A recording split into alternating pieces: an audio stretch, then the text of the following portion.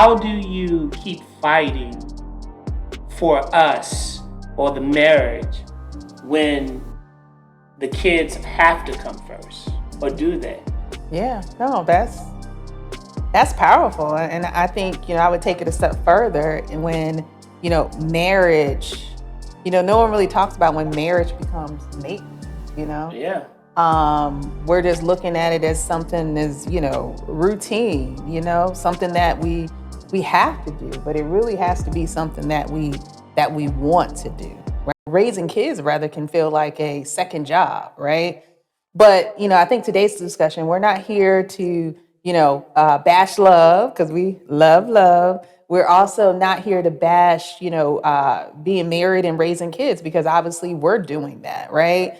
But what we want to get out of today's discussion is have an honest conversation about how, we really navigate, and how do you really fight for your marriage, right? When we're balancing kids, stress, and other stresses of the world, how do we fight for each other when it feels like, the world is really pulling us apart in a way? It feels like that, but how do you build that marriage, build that core, build that togetherness that keeps you together? Yeah, I think that's a great point. I think at the end of the day, we all took these vows and said for better or worse. Mm, But most of us could never imagine that, worse seems, or worse becomes, the quietness between you and your partner, the lack of communication, mm, the loneliness, mm-hmm. even when there's a full house of, yourself and children, Yeah.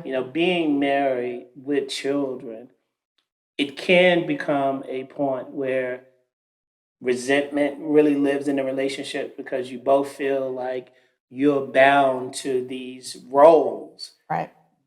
that most times neither of you probably signed up for when you were saying I do.